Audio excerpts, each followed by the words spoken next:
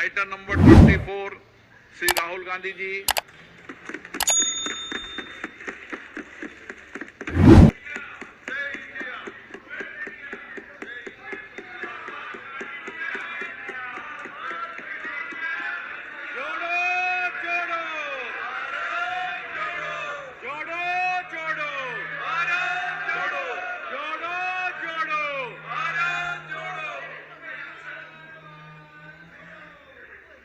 Speaker sir, सबसे पहले मैं आपका धन्यवाद करना चाहता हूं।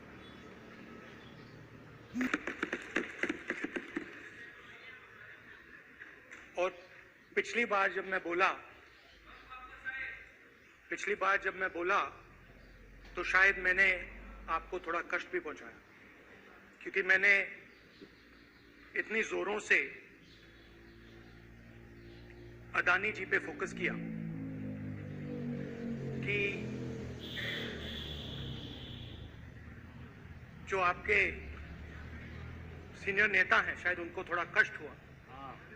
तो वो जो उनको कष्ट हुआ,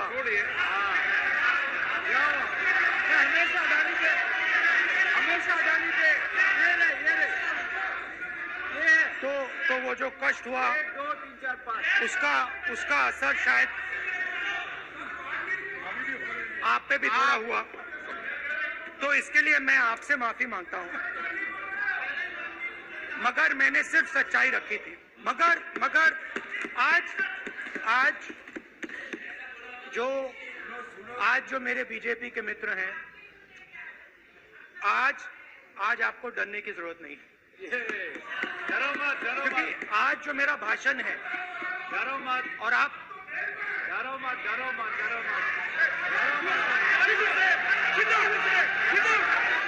स्पीकर सर, अरे बेटा ब्रदर तो आज कोई घबराने की जरूरत नहीं है। आज मैं अपना भाषण, मेन जो भाषण है वो अदानी जी पे नहीं बोलने जा रहा हूं। आप छोड़िए, तो आप रिलैक्स कर सकते हैं, आप शांत रह सकते हैं, क्योंकि मेरा भाषण आज दूसरी डायरेक्शन में जा रहा है।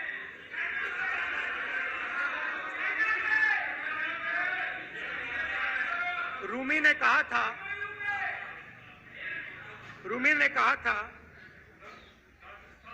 जो शब्द दिल से आते हैं वो शब्द दिल में जाते हैं। तो आज मैं दिमाग से नहीं बोलना चाह रहा हूं, मैं दिल से बोलना चाह रहा हूं।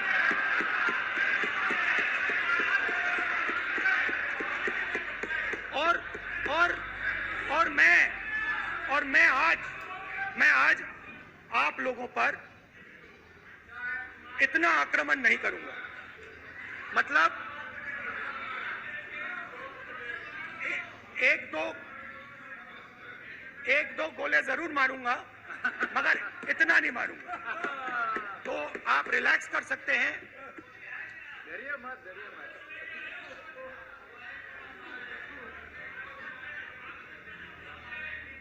अरे रक्षा मंत्री जी आज संभाल लेंगे हम लोग।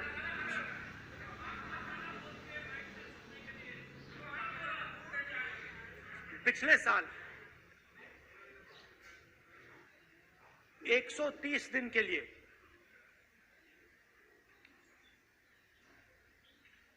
मैं भारत के एक कोने से दूसरे कोने तक गया। अकेला नहीं, बहुत सारे लोगों के साथ।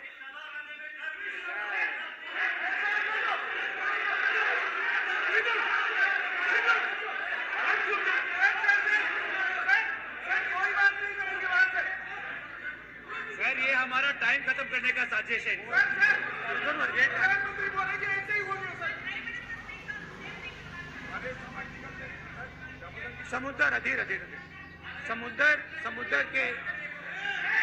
समुद्र के तट से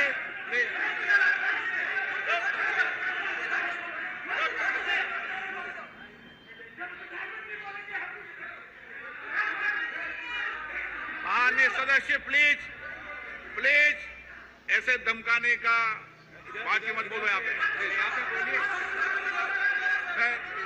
हाँ प्लीज। मैं समुंदर के तट से कश्मीर की बर्फीली पहाड़ी तक चला। नहीं, लद्दाख को मैंने नहीं छोड़ा। यात्रा अभी खत्म नहीं हुई है, यात्रा जारी है और जरूर लद्दाख आएंगे, घबराइए मत। बहुत सारे लोगों ने मुझसे पूछा यात्रा के दौरान, यात्रा के बाद कि राहुल तुम क्यों चल रहे हो, क्या तुम्हारा लक्ष्य क्या है, कन्याकुमारी से कश्मीर तक क्यों जा रहे हो। और जब वो मुझसे पूछते थे, शुरुआत में मेरे मुंह से जवाब नहीं निकलता।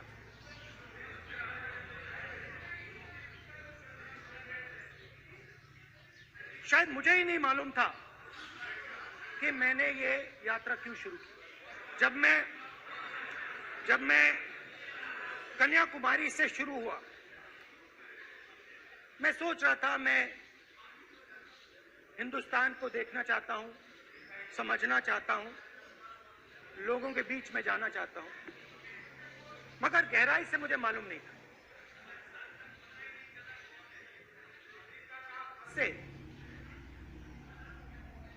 मुझे प्यार था। जिस चीज के लिए मैं मरने को तैयार हूं, जिस चीज के लिए मैं मोदी जी की जेलों में जाने को तैयार हूं, जिस चीज के लिए मैंने 10 साल हर रोज गाली खाई, उस चीज को मैं समझना चाहता था। ये है क्या जिसने मेरे दिल को इतनी, भाई आप रनिंग कमेंट्री बंद करो तो हम भी चालू करेंगे। सुनने का जिस चीज रखो,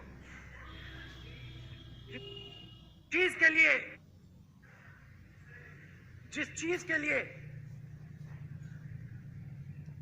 मैं मरने को तैयार हूं, जिस चीज के लिए मैं मोदी जी की जेलों में जाने को तैयार हूं, जिस चीज के लिए मैंने 10 साल हर रोज गाली खाई, उस चीज को मैं समझना चाहता था। ये है क्या जिसने मेरे दिल को इतनी, भाई आप रनिंग कमेंट्री बंद करो तो हम भी चालू करेंगे। सुनने का जिस चीज ने मेरे दिल को इतनी मजबूती से पकड़ रखा था, उसको मैं समझना चाहता। शुरुआत में जैसे मैंने शुरू किया, सालों से मैं हर रोज 8-10 किलोमीटर दौड़ता हूं, तो मेरे दिमाग में था कि अगर मैं 10 किलोमीटर दौड़ सकता हूं तो 25 किलोमीटर चलने का क्या मतलब, कोई बड़ी बात नहीं। ये मैंने सोचा था। आज मैं उस भावना को देखूं तो वो अहंकार था कि मैं ये कर सकता हूं, ये कुछ नहीं है। ये मैंने सोचा था। आज मैं उस भावना को देखूं तो वो अहंकार था कि मैं ये कर सकता हूं, ये कुछ नहीं है। तो मेरे दिल में उस समय अहंकार था।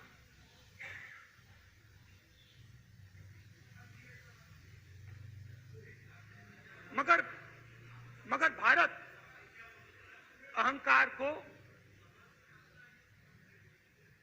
एकदम मिटा देता है, 1 सेकंड में मिटा देता है। तो हुआ क्या,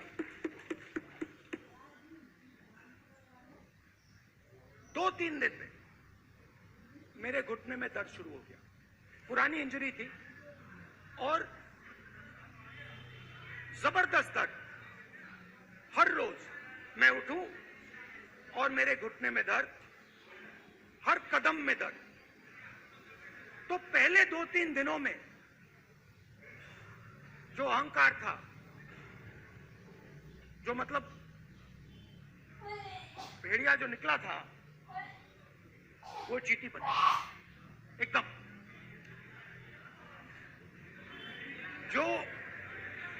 जो हिंदुस्तान को अहंकार से देखने निकला था, वो पूरा का पूरा अहंकार गायब हो गया।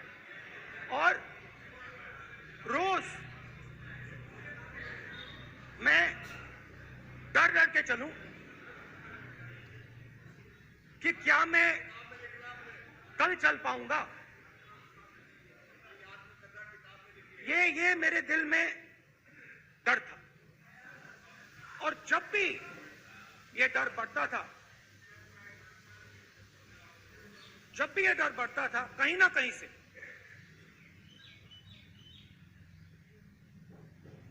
कोई ना कोई शक्ति मेरी मदद कर देती। एक दिन मैं सह नहीं पा रहा था, एक छोटी सी लड़की आती है, मुझे चिट्ठी दे देती।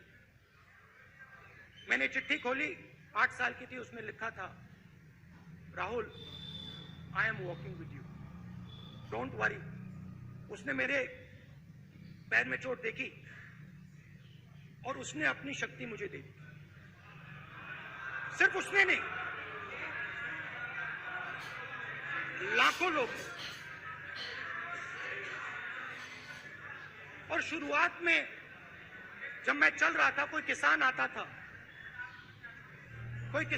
था, मैं एकदम पहले उसको अपनी बात बताता था कि आपको ये करना चाहिए, आपको इस प्रकार से काम करना चाहिए। मगर इतने लोग आए, हजारों लोग आए कि थोड़ी देर में मैं बोल नहीं पाया। जो मेरे दिल में बोलने का डिजायर था, वो बंद हो गया। बोल ही नहीं पाया क्योंकि इतने लोगों से बोलना था। और एक सन्नाटा सा छा गया, भीड़ की आवाज थी, भारत जोड़ो, भारत जोड़ो, भारत जोड़ो। और जो मेरे से बात करता था, उसकी आवाज में सुनता गया। हर रोज सुबह 6 बजे से रात 7-8 बजे तक आम आदमी, गरीब, अमीर, बिजनेसमैन, किसान, मजदूर, सबकी आवाज।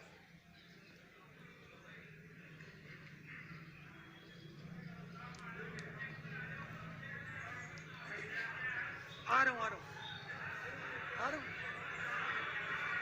आप कल से रुके, अब थोड़ा और रुक लो, 5-10 मिनट रुक जाओ। तो ये चलता गया, मैं बात सुनता गया। और फिर मेरे पास एक किसान आया और किसान ने हाथ में रुई पकड़ी हुई थी और उसने मुझे कहा, उसने मुझे कहा, मेरी आंख में देखकर उसने मुझे अपना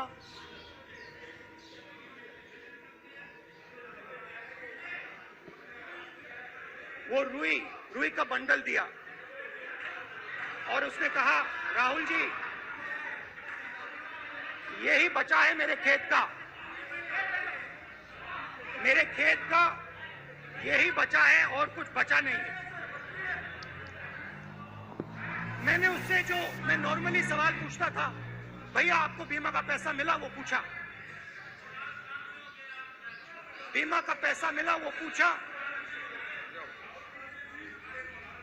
और किसान ने मेरा हाथ पकड़ा। किसान मुझे कहता है कि नहीं राहुल जी, मुझे बीमा का पैसा नहीं मिला,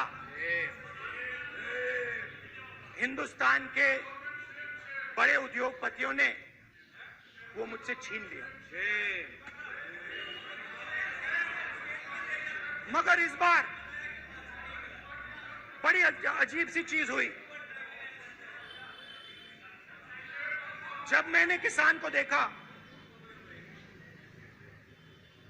और वो मुझसे बोल रहा था, तो जो उसके दिल में दर्द था वो मेरे दिल में आया।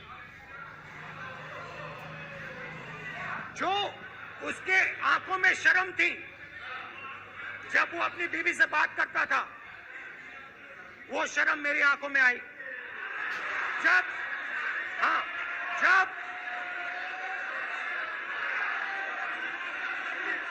जब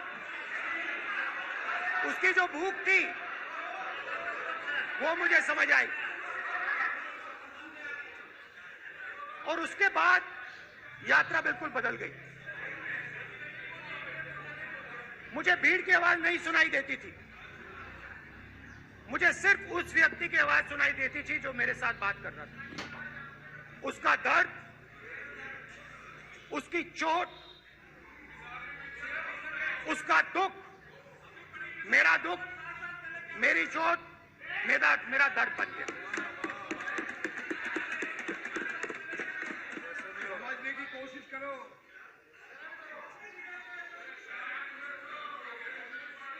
भाइयों और बहनों,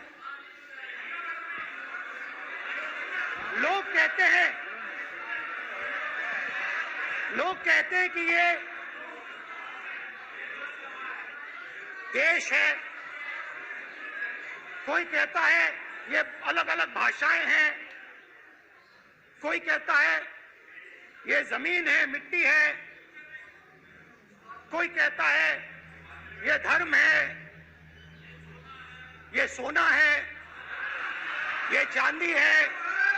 मगर भाइयों और बहनों, सच्चाई है कि ये देश एक आवाज है। ये देश सिर्फ एक आवाज है। ये देश, इस देश की लोगों की आवाज है।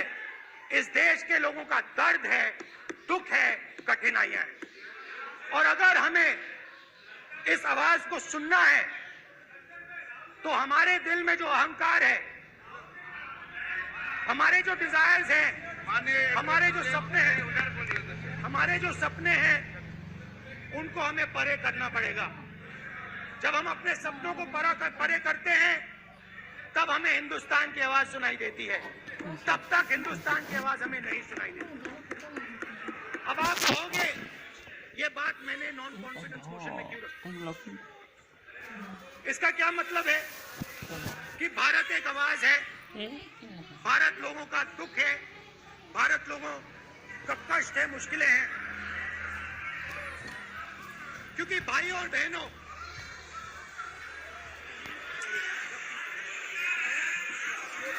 अध्यक्ष महोदय, और पूरा सूद समेत जवाब तुमको मिलेगा, पूरा सूद समेत जवाब देंगे सर। फिर आप हमें मत रोकेगा सर। अध्यक्ष महोदय, फिर आप हमें मत रोकेगा सर। आप हमें मत रोकेगा फिर। आप हमें मत रोकेगा। आप हमें मत रोकेगा फिर। आप हमको मत रोकेगा सर। हम सब देख रहे हैं, सब सुन रहे हैं, आप हमको फिर मत रोकेगा। तो स्पीकर सर, भारत एक आवाज है। भारत इस देश के सब लोगों की आवाज है। और अगर हम उस आवाज को सुनना चाहते हैं, हमें अहंकार को, नफरत को मिटाना पड़ेगा। स्पीकर सर, कुछ ही दिन पहले मैं मणिपुर गया। हमारे प्रधानमंत्री नहीं गए, आज तक नहीं गए, क्योंकि उनके लिए मणिपुर हिंदुस्तान नहीं है।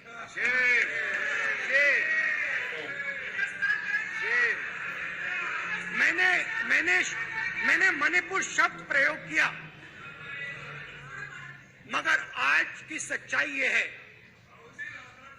कि मणिपुर नहीं बचा है। मणिपुर को आपने दो भाग में कर दिया है।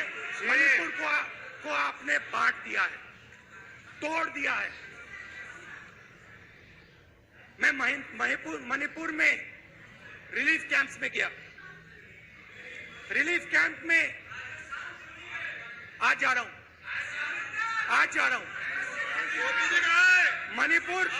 मणिपुर में रिलीफ कैंप में मैंने महिलाओं से बात की। ठीक है सर,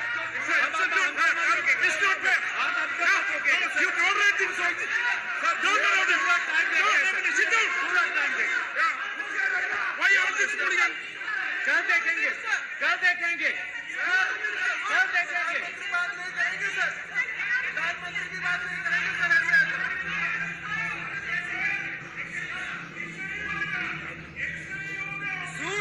मैं मणिपुर गया और मणिपुर के कैंप्स में मैंने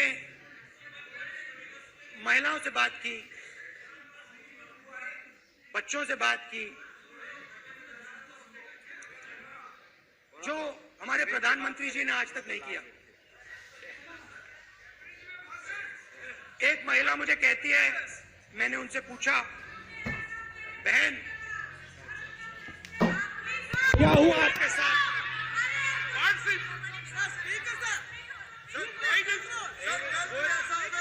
एक मंत्री बोल रहे, एक मंत्री खड़े होके बोल रहे, एक मंत्री खड़े होके ऐसे कर रहे, एक मंत्री खड़े होंगे तो पूरे सांसद खड़े होंगे यहाँ पे, पूरे सांसद खड़े होंगे यहाँ पे। बैठा नहीं है चुपचाप करिए, कल पूरे सब खड़े होंगे, पूरे सब खड़े होंगे। कल कांग्रेस पार्टी ने पूरा देश खड़ा होगा आपके खिलाफ, तो पूरा देश कल आपके खिलाफ खड़ा होगा। मैं बहुत सारी महिलाओं से बात किया, मगर मैं आपको दो उदाहरण देना चाहता हूं। एक महिला मुझे कहती है, मैंने कहा क्या हुआ तुम्हारे साथ?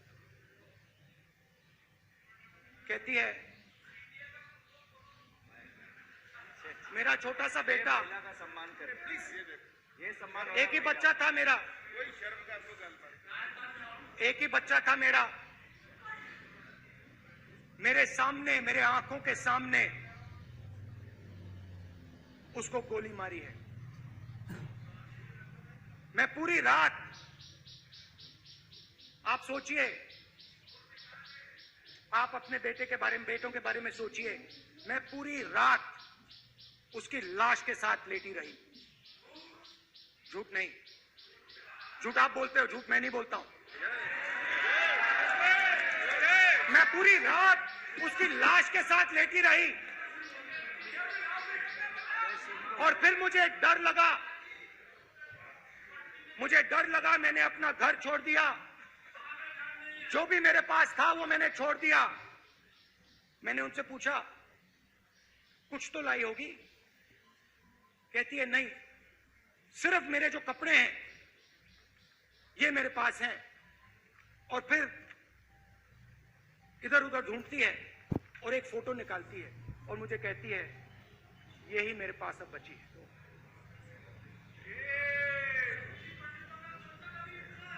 एक और उदाहरण, दूसरे कैंप में मैं, एक महिला मेरे सामने आती है, मैं उससे पूछता हूं, तुम्हारे साथ क्या हुआ? क्या हुआ तुम्हारे साथ? और जैसे ही मैंने ये सवाल पूछा,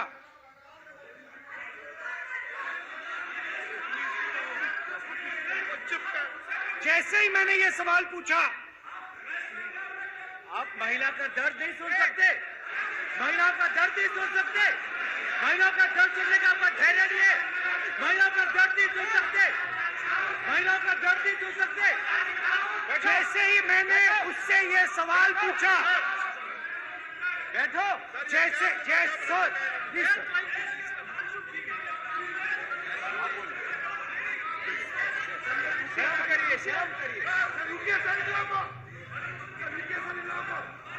जैसे ही मैंने उससे सवाल पूछा तुम्हारे साथ क्या हुआ,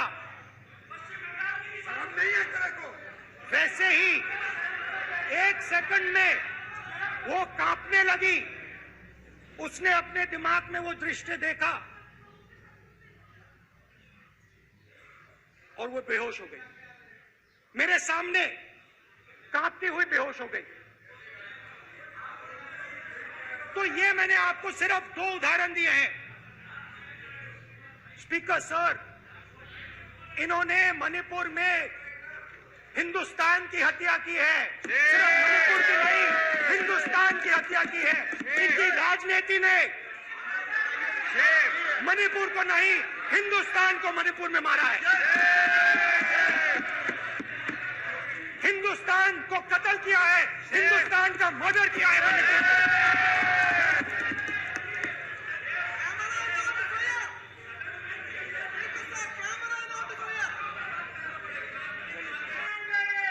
भारत माता, प्लीज बैठिए, भारत माता, प्लीज बैठिए। Please brother. मैं बहुत शांति से सुन रहा हूं, इसका तरीका ये नहीं है उचित हो कि आप टेबल पर आए। नहीं, गलत तरीका ये। आप जैसे मैंने आगे sir please, please brother please पानी लो। जैसे मैंने भाषण के शुरुआत में बोला, भारत एक आवाज है, भारत हमारी जनता की आवाज है, दिल की आवाज है। उस आवाज की हत्या आपने मणिपुर में की। इसका मतलब भारत माता की हत्या आपने मणिपुर में की।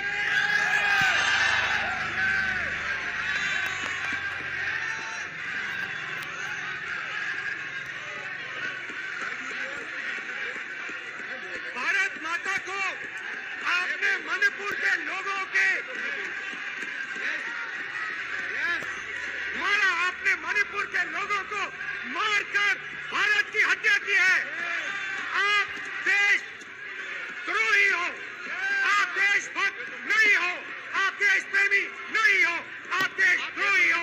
आपने देश की हत्या। एक मिनट प्लीज बैठिए, प्लीज बैठिए।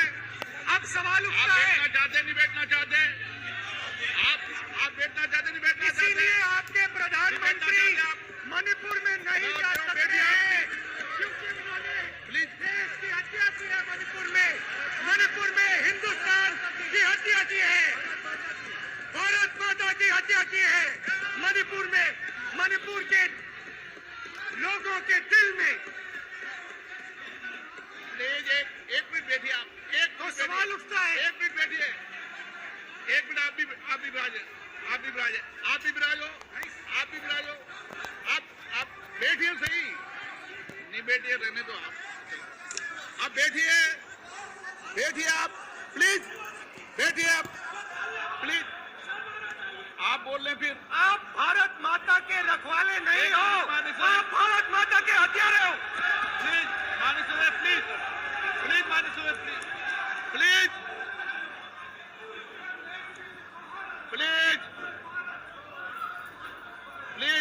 प्लीज सदन में बोलते समय संयम बरतना चाहिए। मेरा अपनी माँ की हत्या की बात कर रहा हूँ मैं, मणिपुर में अपनी माँ की हत्या की बात कर रहा हूँ मैं, आदर से बोल रहा हूँ। आपने मेरी माँ की हत्या की मणिपुर में। एक मेरी माँ यहाँ बैठी है, दूसरी माँ को आपने मणिपुर में मारा है।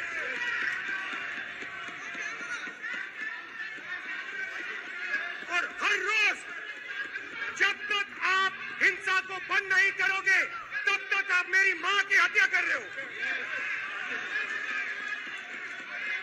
हिंदुस्तान की सेना मणिपुर में एक दिन में शांति ला सकती है, हिंदुस्तान की सेना का प्रयोग नहीं कर रहे हो, क्योंकि आप हिंदुस्तान को मणिपुर में मारना चाहते हो।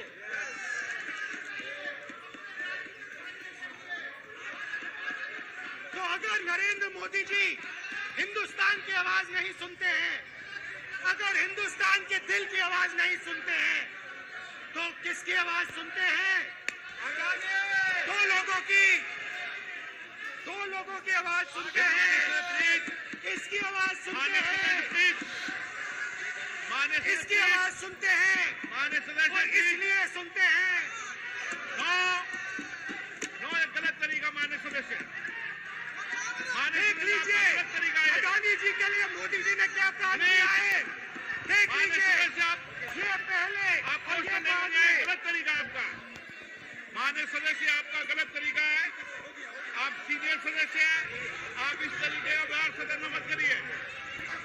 आप बात करिए, लेकिन इस तरीके से रावण दो लोगों की सुनता था। रावण दो लोगों की सुनता था, मेघनाथ और कुंभकर्ण। वैसे ही नरेंद्र मोदी दो लोगों की सुनते हैं, अमित शाह और अडानी। भाई और बहनों, लंका को हनुमान ने नहीं जलाया था, लंका को रावण के अहंकार ने जलाया था। प्लीज माननीय सदस्य, आप संयमित बोले। आप ये सदन है, आप तरीके से बोलिए। माननीय राम सदस्य, ने रावण को नहीं मारा था, रावण के अहंकार ने रावण को मारा था। आप पूरे देश में केरोसिन फेंक रहे हो, पूरे देश में आप केरोसिन फेंक रहे हो। आपने मणिपुर में केरोसिन फेंकी और फिर चिंगारी लगा दी। अब आप हरियाणा में कर रहे हो, पूरे देश को आप जलाने में लगे हो। आप पूरे देश में भारत माता की हत्या कर रहे हो। धन्यवाद स्पीकर।